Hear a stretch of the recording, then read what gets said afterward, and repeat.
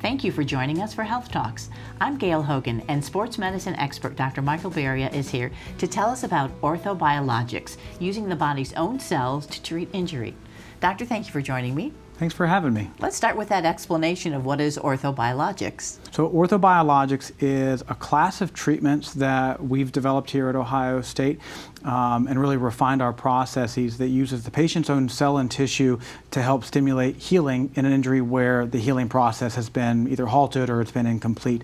Our three major interventions are platelet-rich plasma, or PRP, bone marrow concentrate, or BMAC, and then adipose, which is in the form of microfragmented adipose. The platelet gives us, the PRP procedure gives us a really dense concentration of platelets, and the other two have a wide array of cell populations that can facilitate tissue healing. Kind of give me what I would say examples of what kind of injuries you're talking about, how this would help.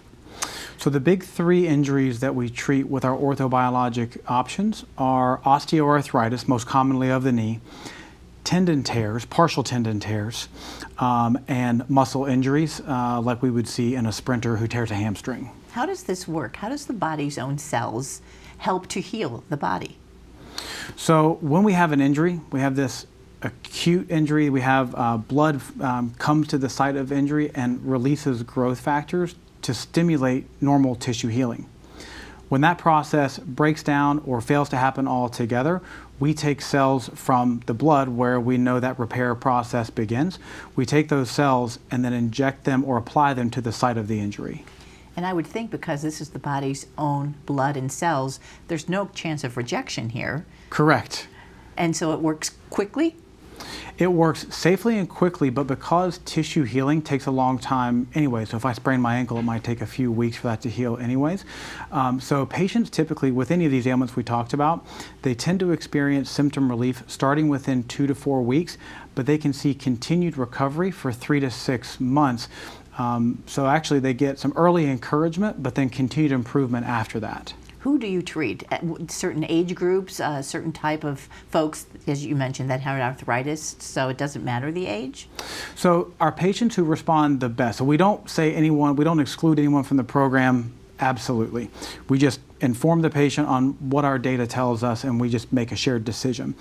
So the patients who benefit the most are those who have mild to moderate injuries, whether that's moderate arthritis or, like I said, a partial tear versus a full thickness tear of a tendon. And those who are a little bit younger to middle age. It's not to say that we don't treat folks who are a little bit older, but when we start reaching ages of 60 to 65, we see the effects start to wane a little bit. But if they still have failed conservative treatment and aren't ready for something more invasive, then we would just have that discussion and open up the treatments for them if they wanted. So this is really a personalized treatment plan for these folks. Absolutely. So we take into account all of the patient's unique health conditions, all the factors that are going to influence their healing, and then in that context, which of our cellular treatments is going to be the best for them. What about athletes? Do you treat athletes? Absolutely. So athletes are going to fall into two categories where we treat them. Number one, where they need maybe an accelerated recovery. They're in season and we need to do something to get them back quicker, because in that situation, athletes feel this unique stress of this compression of time where maybe they can't wait 8 weeks for something to heal and they need something to kickstart that healing process. Then we have athletes who have a chronic condition, most commonly chronic tendon injury where they've overloaded a joint, and they're still competing, the symptoms still bother them, but they're not quite ready for surgery. And this can be a nice bridge therapy to bridge that gap. Will it take one treatment? Do you have to come back for multiple treatments? Does it depend on the injury? It absolutely depends on the injury. So for joint conditions like arthritis, that almost always is going to require some kind of ongoing maintenance, hopefully a yearly maintenance procedure. For soft tissue injuries like muscle or tendon injuries, it does seem to be a little bit longer lasting, that if we get the tendon or muscle to respond, it can be one and done. You mentioned that it takes some time in some folks to feel the benefits, but is there downtime to this? So for joint injections, not too much. It's just about 3 to 5 days, and then patients are back at their usual activity. For the soft tissue injuries, they're going to be a little more sore. So if someone is actively competing, we will restrict their activity for 2 to 4 weeks just to ensure that proper tissue healing has occurred and that we're being safe getting them back to their sport. Now, speaking of getting them back to the sport, then, after you do this, is there rehab, just like you would for any other type of treatment for, an injury? Most of our patients have gone through extensive rehab by the time, because we want to be conservative. We want to rely on our whole team at Ohio State, and so most of our patients have already seen our physical therapists, our athletic trainers, so they've already established a base of their exercise regimen. So typically, they're going to just continue that regimen after the procedure. What about safety and effectiveness of this? Our safety profile is excellent. We've surveyed all of our internal data over 7 years and over 1,000 procedures, and we've had no major complications. So very encouraging on the safety. In terms of efficacy, how well does this stuff work? When we're just looking at an ailment like knee arthritis, in our clinic, about 80 to 85% of our patients are really good responders. They're very happy with those outcomes. Where can people be treated? Where in Ohio State locations can people find you?